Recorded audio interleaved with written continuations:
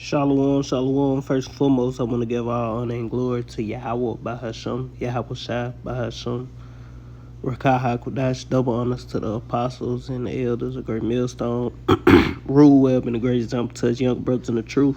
Peace and blessings to the hopeful elect, Lord, with this edifying lesson.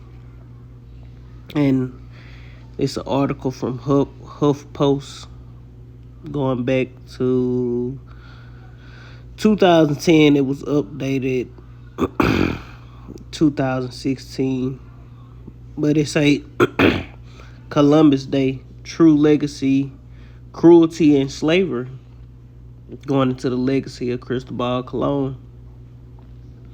It say once again it's time to celebrate Columbus Day, yet the stunning truth is if Christopher Columbus were alive today, he would be put on trial for crimes against humanity. Columbus' reign of terror, as documented by noted historians, was so bloody, his legacy so unspeakably cruel, that Columbus makes a modern villain like Saddam Hussein look like a pale codfish. They say, if I'd like to know the true story about Christopher Columbus, if you'd like to know the true story about Christopher Columbus, please read on. But I warn you, it's not for the faint-hearted. Here's the basics. On the second Monday in October each year, we celebrate Columbus Day. This year is October 11th. We teach our school children a cute little song that goes in 1492. Columbus sailed the ocean blue. It's an American tradition, which we here, the Hebrew Israelites, we don't celebrate this shit because Christopher Columbus slaughtered our Northern American brothers and sisters, the 10 lost tribes of Israel, and all these that's who was on this side of the world, the 10 lost tribes of Israel. It say as American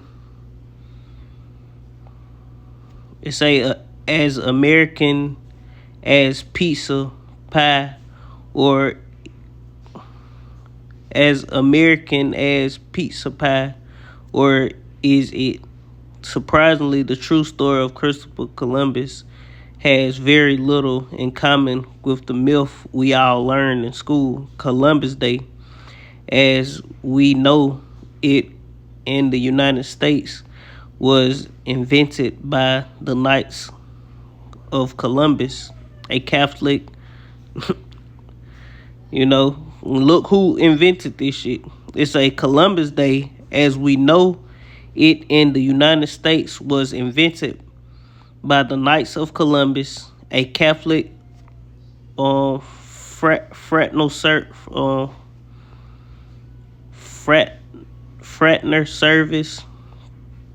organization back in the. The point is a Catholic service. Back, I don't know what fraternal mean. Fraternal. Back in the 19.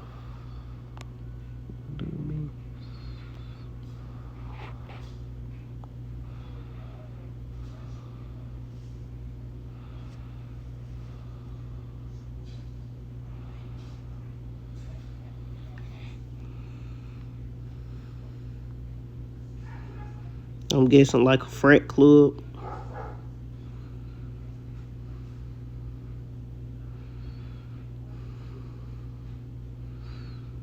But these so-called devils, this Christianity shit, is the founders of Columbus Day. Here it is.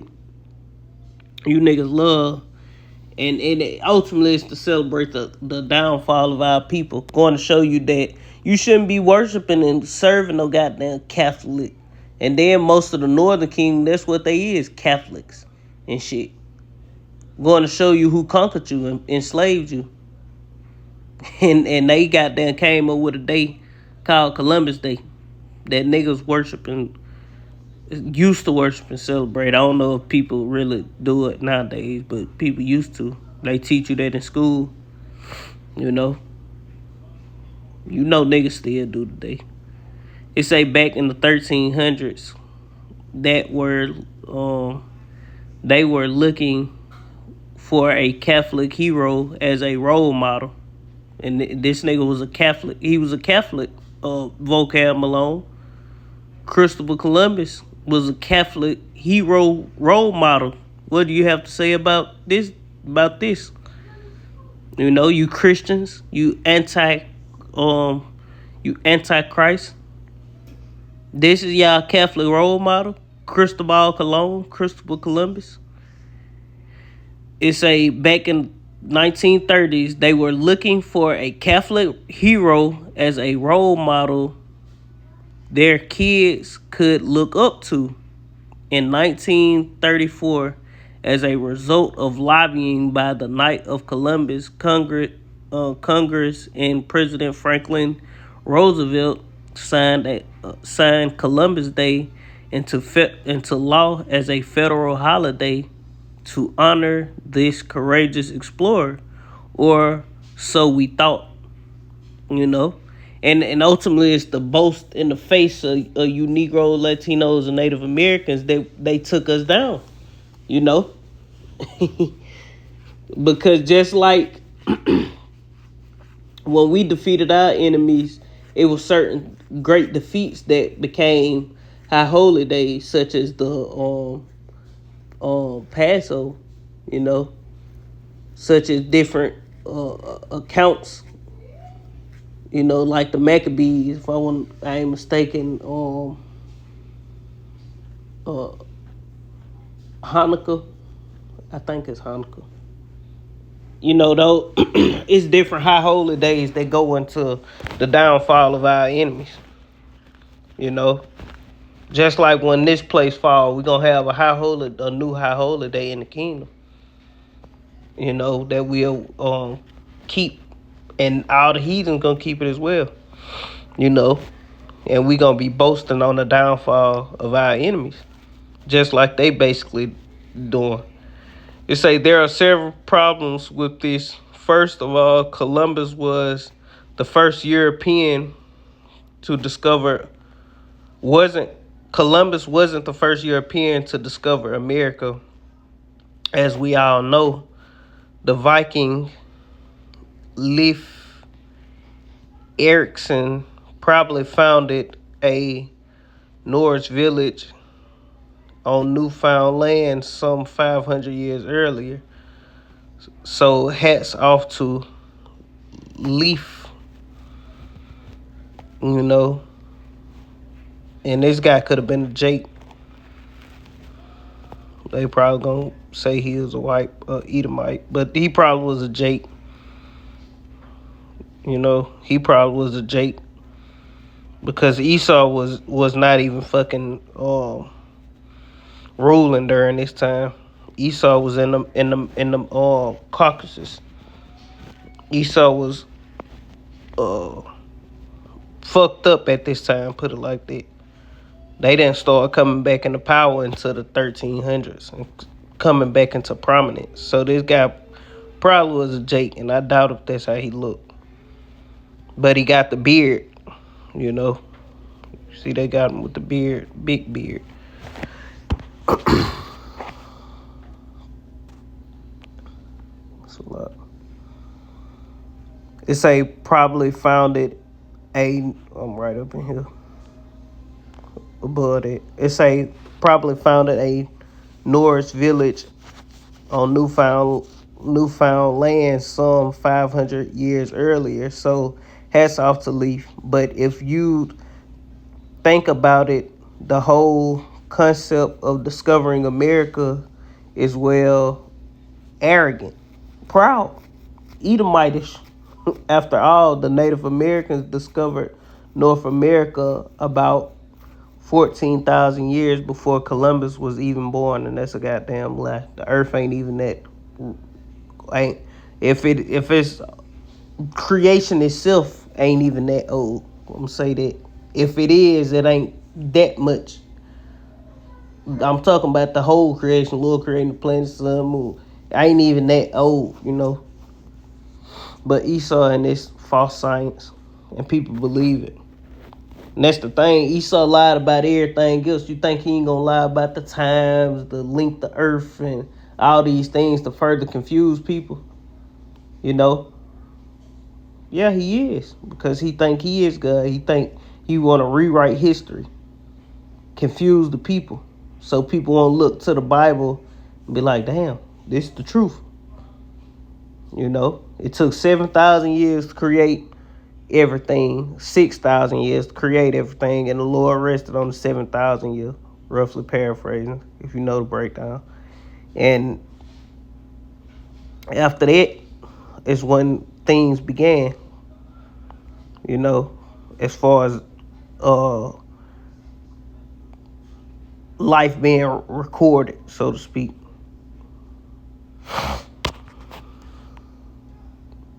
So the earth barely 14,000. It may be a little over, but it ain't 20 and 30,000 years old. It say 14,000 years before Columbus even was born. Surprisingly, DNA evidence, you can't trust that. The false science that was spoken of in Timothy. DNA evidence now suggests that the courageous Polynesian adventurer sailed, dug out canoes across Pacific and settled in South America long before the Vikings. So you had the Vikings were Jakes. So the Vikings made their way to the Americas as well.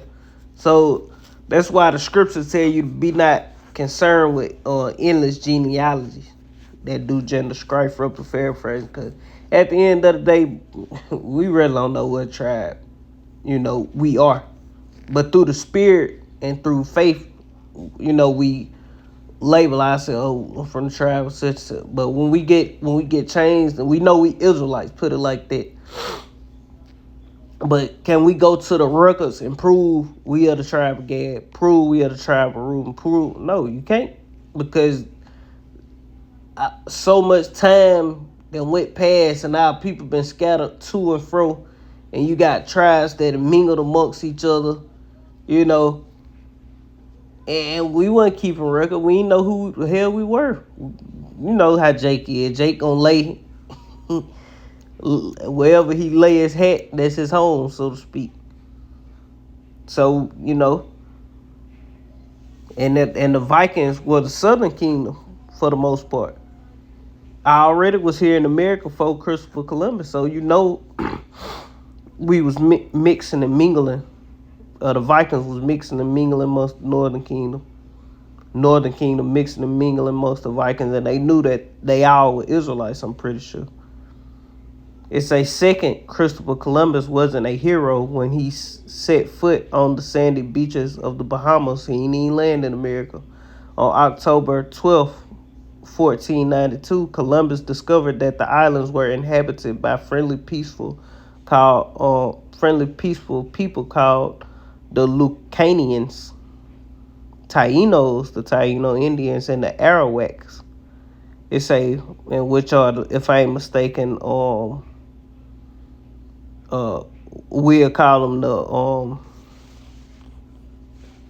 which is they name, the Puerto Ricans, the so-called Puerto Ricans, the tribe of Ephraim. The Taínos and the Arawaks.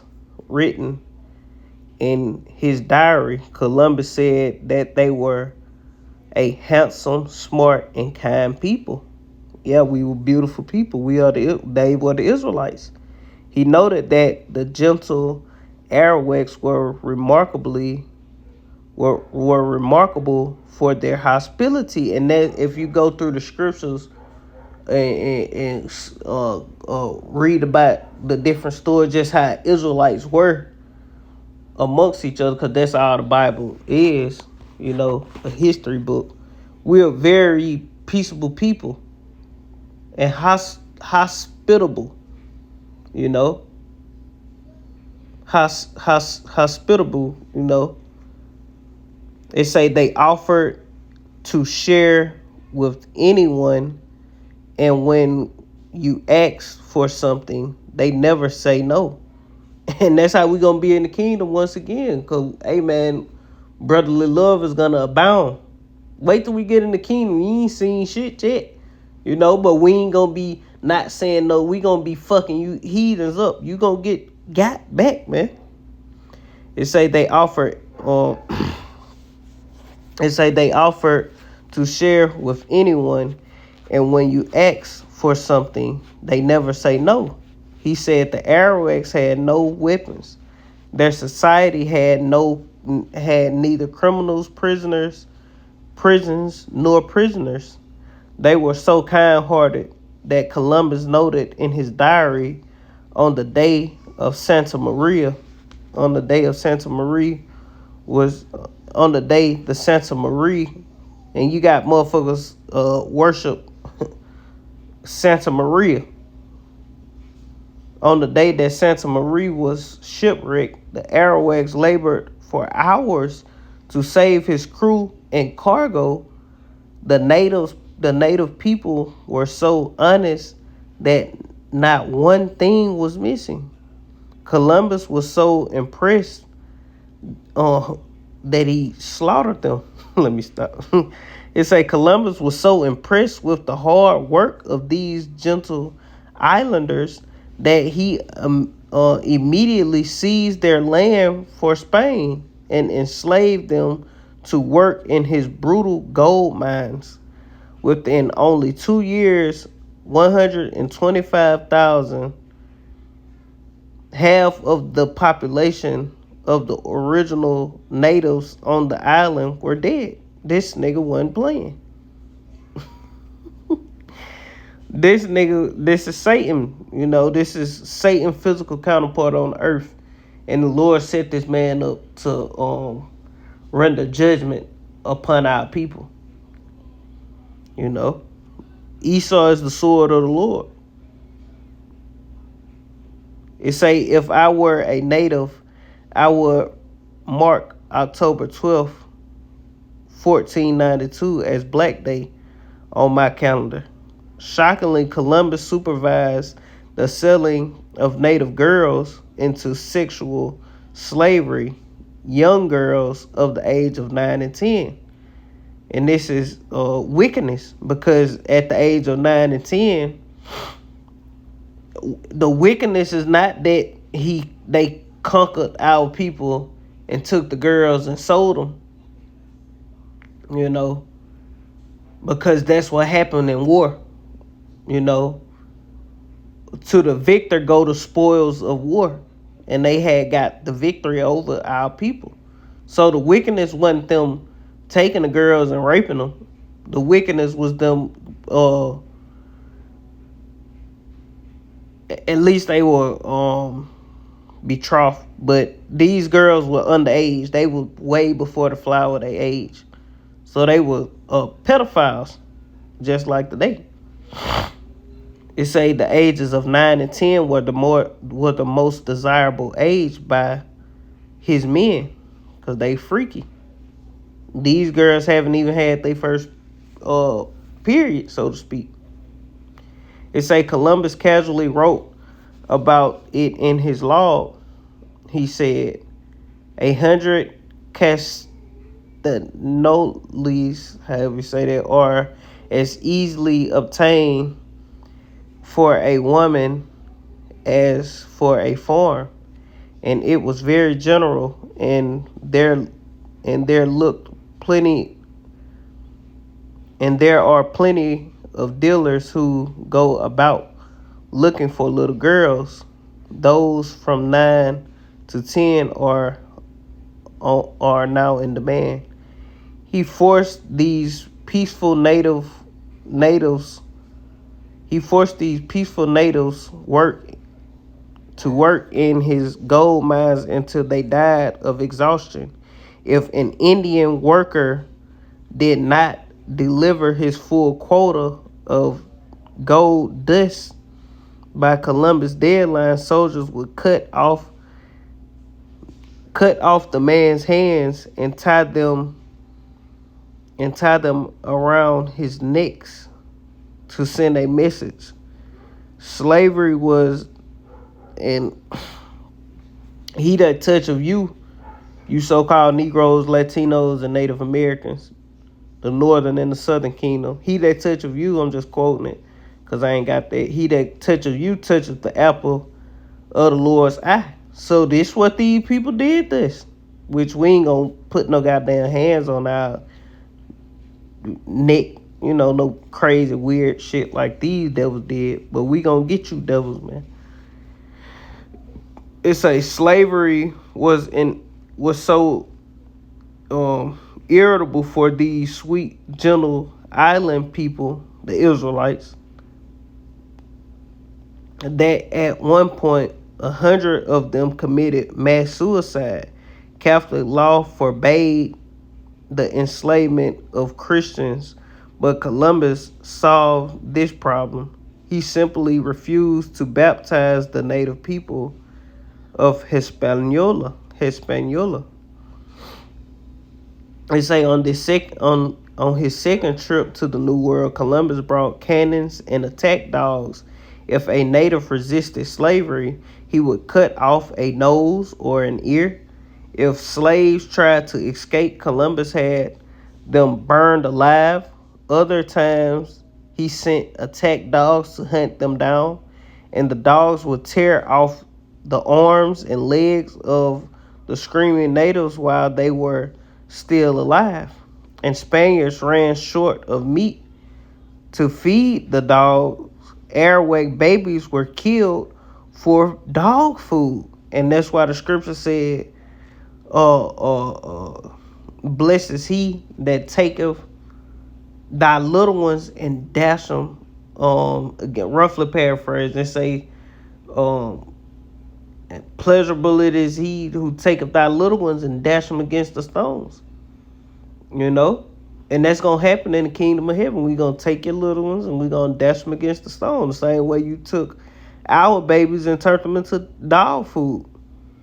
It's like Columbus' acts of cruelty were so unspeakable and so legendary, even in his own day.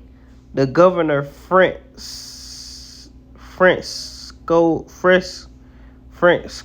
however you say that, arrested Columbus. Budalia, however you say,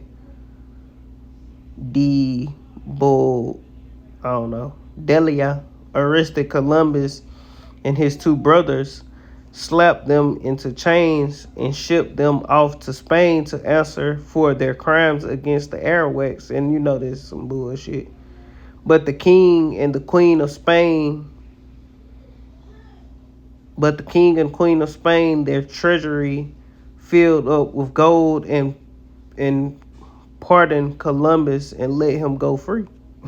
Right back to do his weakness. It's saying one of Columbus' men, Bartolome de las Casas, however you say it, was so mortified by Columbus' brutal atrocities against the native people that he quit working for Columbus and became a Catholic priest. Don't. All the wickedness you done, and you just gonna think you gonna wash your hands with the blood of the Israelites and then be a demonic Catholic priest? It's a and vocab, you always try to point out the atrocities, try to make like the Hebrew Israelites such bad people. Every time a bug out do some crazy shit, you want to try to pin it to the Hebrew Israelite movement. But what about, Christianity? It ain't a Israelite on the earth did nothing as worse as you Christians did in your reign, your ferocious, brutal, atrocious reign, a rise to power and reign of terror. You know? How much this mother probably long. I ain't gonna read all this. I'm gonna stop right up in here somewhere. I ain't gonna read it all.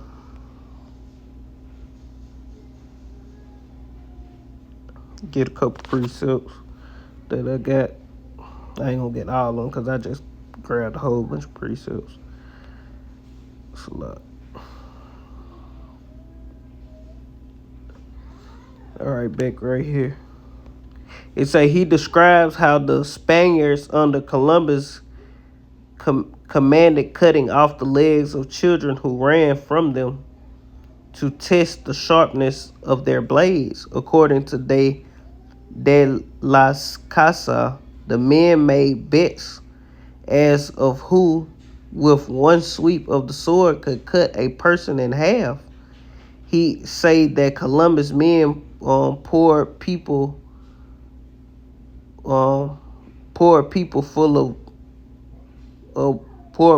full of boiling soap.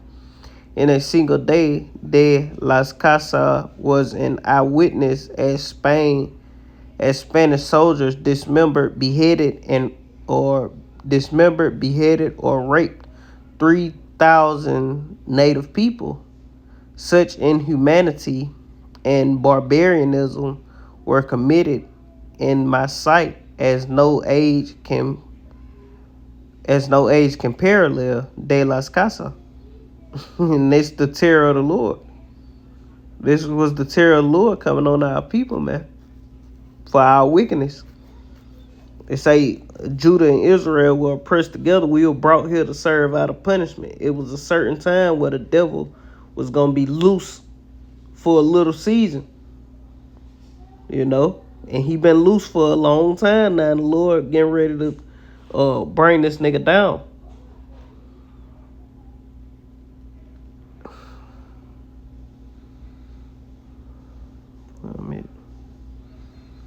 It say De Las Casas wrote, "My eyes have seen these acts so foreign. My eyes have seen these acts so foreign to human nature that now I tremble as I write." It say De Las Casas spent the rest of his life trying to protect the helpless native people, but after a while, there were no more natives to protect. It say experts generally agree that before 1492 that the population of the island Hispaniola probably numbered above 3 million. Within 20 years of Spaniard arrival, it was reduced to only 60,000. Within 50 years, not a single original native inhabitant could be found, which we know that they didn't kill off all the Tainos, you know. The Lord wouldn't allow that, you know. It say in 15, because they were still actually shipping Yasha all around and everything, you know. They were coming and taking them, making them work for them in the island. They was also selling them around the world, you know. It say within 50 years, not a single or original native inhabitant could be found. Yeah, because they put everybody into slavery and conquered the land. It say in 1516, Spanish historian Peter Mart wrote, a ship without compass, chart or guide, but only following the trail of dead Indians who had been thrown from the ships, would find its way from the Bahamas to Hispaniola. It's like Christopher Columbus derived most of his income from slavery. De las Casas noted, in fact, Columbus was the first slave trader in the Americas. As the native slaves died off, they were replaced with black slaves. Columbus soon became the first African slave trader, Israelite, Southern Kingdom, Judah, Benjamin, Levi. Columbus became the first African slave trader in 1505. Are you surprised Judah and Israel were oppressed together, going into the Northern Kingdom and the Southern Kingdom? Are you surprised you never learned about any of this in school? I am too. Why do we have this extraordinary gap in our American ethos? Columbus himself kept detailed diaries, as did some of his men, including De las Casas um and Michelle Michael D. However you say that. If you don't believe me, just Google the words Columbus, sixth slave, and gold mine. It's a Columbus' reign of terror is one of the darkest chapters in our history. Yeah, it is, y'all history. It say the real question is, why do we celebrate the holiday or in honor of this man? Take 3 deep breaths if you like me to. If you're like me, your stomach is heaving at this point. I'm sorry, sometimes the truth hurts. That said, I'd like to turn in a more positive direction. What it say? Their children shall seek to please the poor. Nah, it's too late. Y'all, your forefathers did what they did. Now you gotta pay. This the book of Ezekiel, and I'm done with it. This the book of Ezekiel, chapter 35, and verse 1. It say, moreover, the word of the Lord came unto me, saying, Son of man, set thy face against Mount Seir and prophesy against it. Going into Esau, Edom, the so-called white man, And Christopher Columbus was a Edomite of Mount Seir. It say, and say unto it, thus saith the Lord Yahweh power.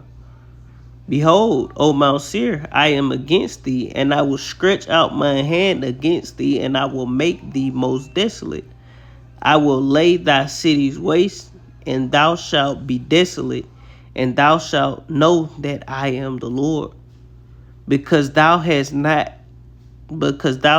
a perpetual hatred, and has shed the blood of the children of Israel by the force of the sword in the time of their calamities, and the time where their iniquity had an end. Therefore, as I live, saith the Lord, I will prepare thee unto blood, and blood shall pursue thee. Since thou has not hated blood, even blood shall pursue thee. So blood is getting ready to pursue you, devils, man. You gotta pay for what the fuck you done to the Lord's chosen people, the Israelites. All you nations, the day of the Lord is coming upon all nations. And 2/3 of our people gonna get caught up in it. The Lord gonna deliver his elect, and Lord willing, we can be a part of that elect.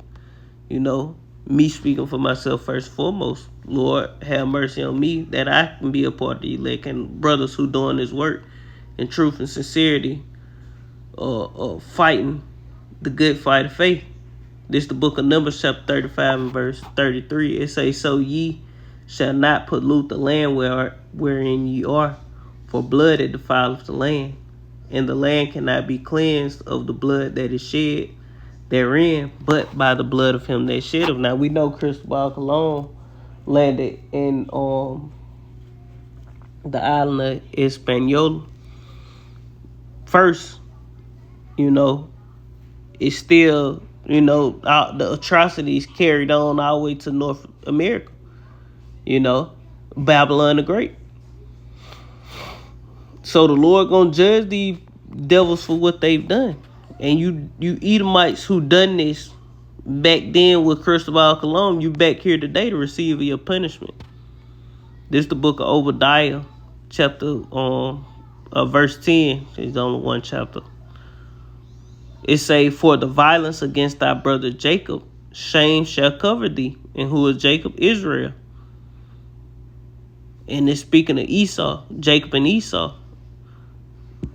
It say, for the violence against thy brother Jacob. It's speaking about Esau. When you go to the beginning of the chapter, it's talking about Esau. Matter of fact, let's pull it up and we'll jump.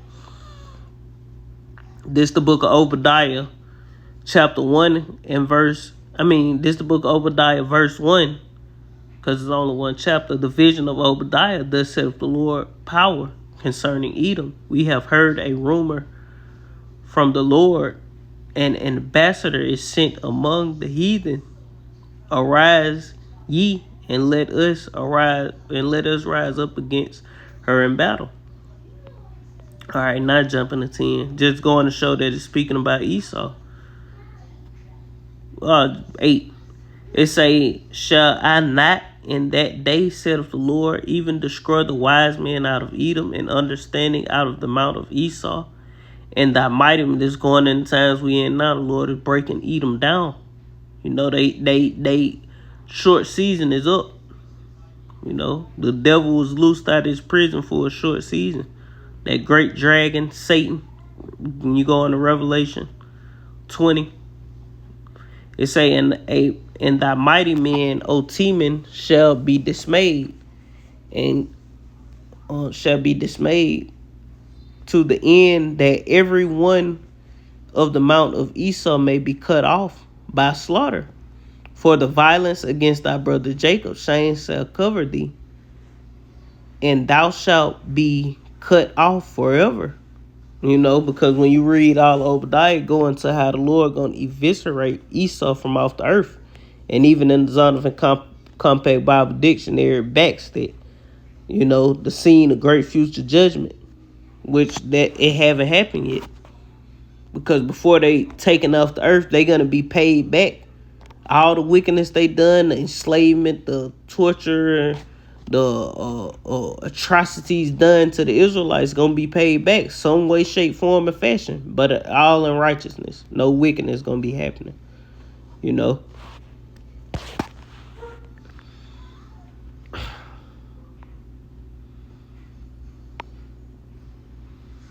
This the book of Ezekiel chapter 25. This one of the ways that vengeance gonna come upon these people. This Ezekiel chapter 25 and verse 14. It say, and I will lay vengeance upon Edom, Cristobal Colon them, by the hands of my people Israel. And Israel speaking, sometimes Israel speaking about the northern kingdom, the head of the northern kingdom being Ephraim on down, and then sometimes it's speaking about the whole nation. This is speaking about the whole nation. It say, and I will lay vengeance upon Edom by the hand of my people Israel, and they shall do in Edom according to mine anger and according to my fury, and they shall know my vengeance, saith the Lord God. You know, and the Lord finna bring vengeance upon you people for what you done to the Lord's chosen people. We went off, but by you touching us, the Lord gonna fuck you up, man. And the Lord made you touch us. The Lord made you grow in pride and think you the shit. The Lord calls you to do that just so he can bring judgment on you, man.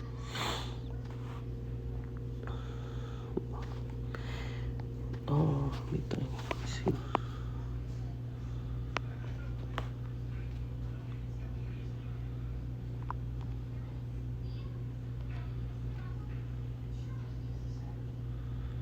Because you devils think just because you went back there, you gonna get away with some shit. I think the fuck not, man.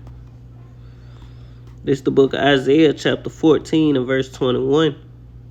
It reads, prepare slaughter for their children for the iniquity of their fathers, that they do not rise nor possess the land. Oh, shit.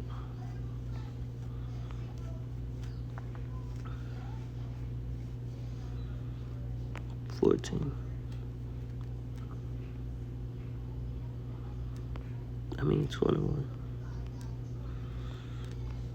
This Isaiah chapter 14, verse 21, it say, prepare slaughter for his children for the iniquity of their fathers, that they do not rise, nor possess the land, nor fill the face of the world with cities.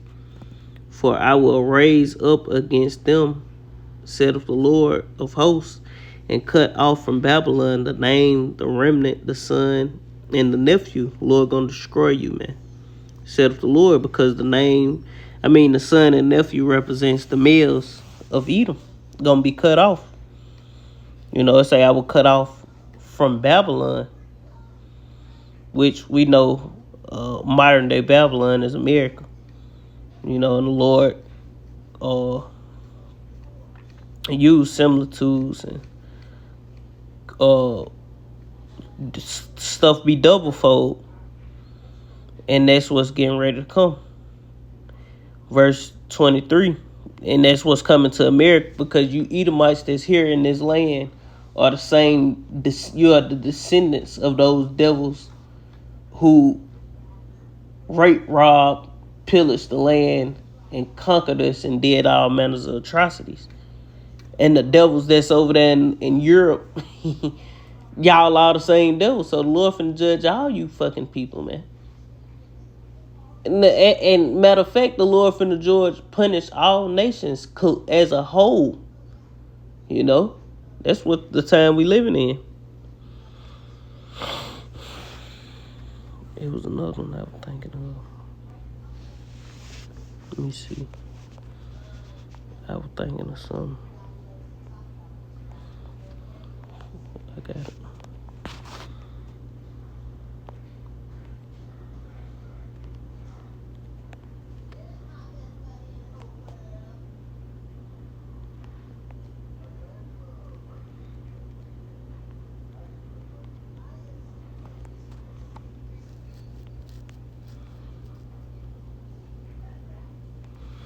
This the book of Micah, chapter 2 and verse 2. It say, and they covet fields and take them by violence, and houses and take them away, so that they oppress a man in his house, even a man in his heritage. When he came over here, the Arawaks and Taino Indians were very peaceable, kind, gentle, give you the shirt off their back kind of people. And they said it was estimated 3 million Tainos on the islands of Hispaniola, man. Tainos are Arawaks. And they reduced the population down to 60,000. That nigga wasn't playing. All the way to the point to where he destroyed every habitation amongst Israel that was there, amongst the Tainos and Arawaks. This nigga is the devil, man.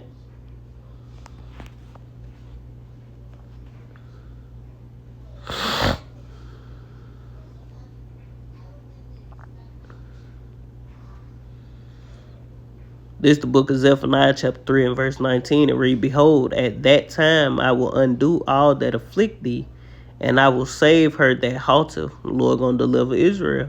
And I will gather her that was driven out. We was driven out of the land of Israel, all around the world. We were scattered. And I will get them praise and fame in every land where they will put to shame. All over the earth. Everywhere Israelites are, we've been put to shame. But the point being, behold, at that time I will undo all that afflict thee. Yeah, so the Lord gonna undo these curses. The Lord gonna take this punishment off of us, and he gonna put it on you devils, man.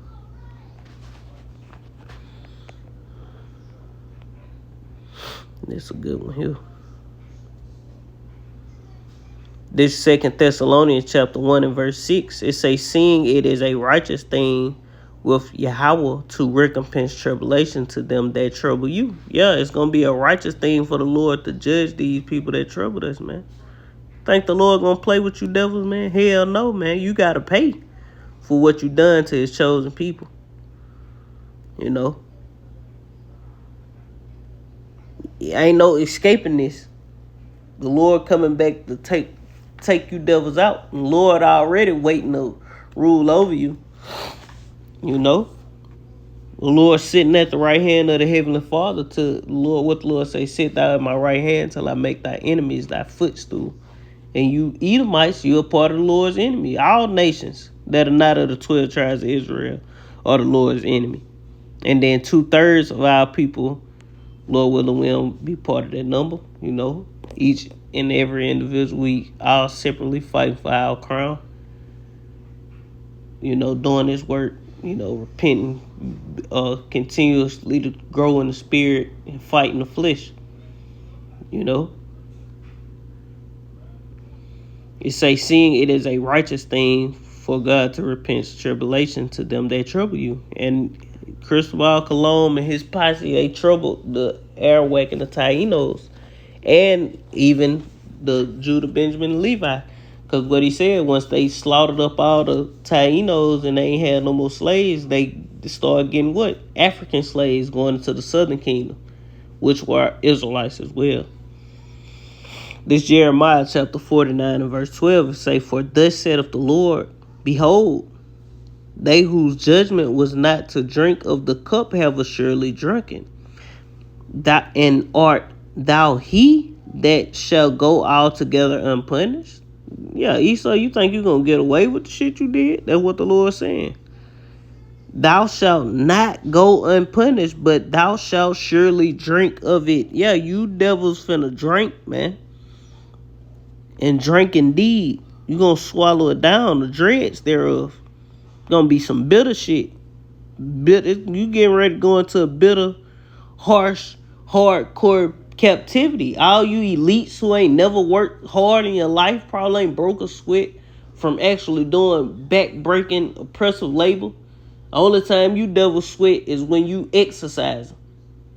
Well, hey, the only exercising you gonna want to do in the kingdom, I mean, you ain't gonna want to exercise in the kingdom because you're gonna have so much goddamn work to do. You're gonna be constantly sweating. We gonna work you to exhaustion, kill you, man. We gonna work you to death, man. We gonna work your muscles off the bone, the same thing you did us, man. Through the spirit and power of Yahweh Shem Yahweh Shai, and more. We gonna do and eat them according to the vengeance and anger of Yahweh by Hashem Yahweh Shai, man. We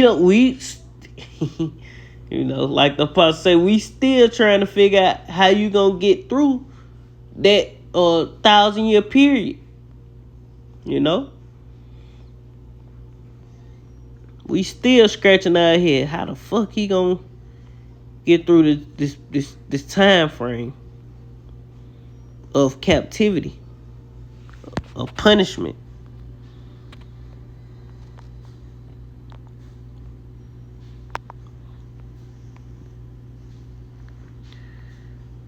It say, but thou shalt surely drink of it.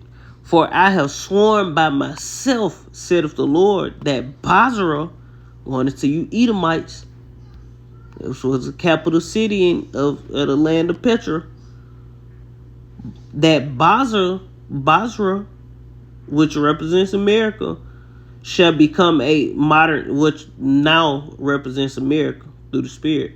It say America is spiritually Basra. It say that Basra shall become a desolation, a reproach, and a waste, and a curse, and all the cities thereof shall be perpetual waste, going into America, Babylon the Great. That's the Basra. It ain't talking about the actual land of Basra. I mean the actual capital city, Basra, because that land is gonna be given to the tribe of Judah. Judah gonna part that land and pass it out, so to speak, amongst the Judites.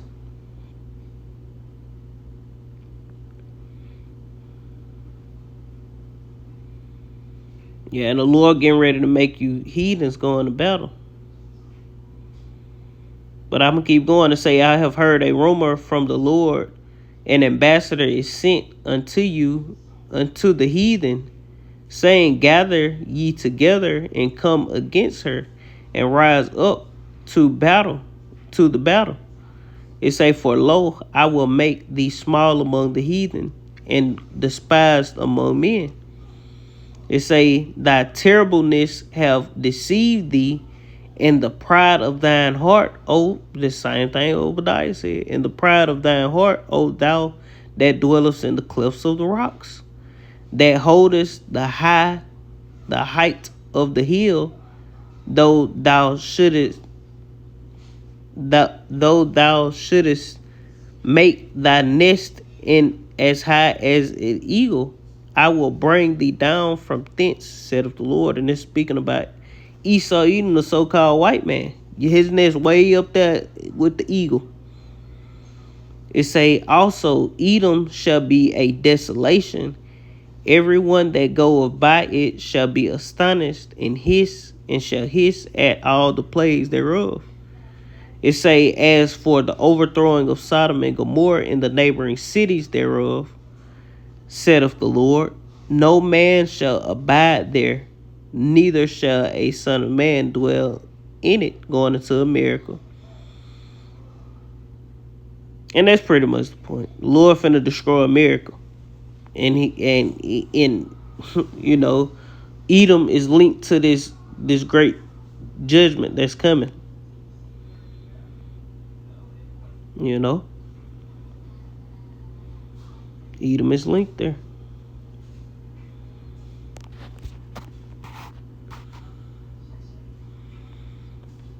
This is the book of Wisdom of Solomon. I'm going to close out with this. This is the book of Wisdom of Solomon, chapter 12 and verse 22. It say, therefore, whereas thou doest chasten us, the Lord fucked us up. And that was only a little the Lord anger what he did to us. It say, thou scourgest our enemies 1,000 times more, into the intent that when we judge, we should carefully think of thy goodness, and when we ourselves are judged, we should look for mercy. Yep, but the Lord gonna fuck our enemies up, man. That's the point. The Lord scourges his enemies 1,000 times more. So you Edomites, all the atrocities you done to us, that was the chastening of the Lord. You know? So what the Lord gonna have us do to you devils, man? We gonna see.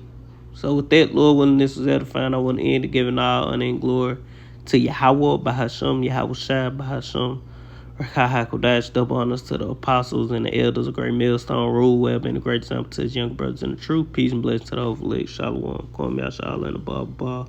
Shalom. You heathens better get ready.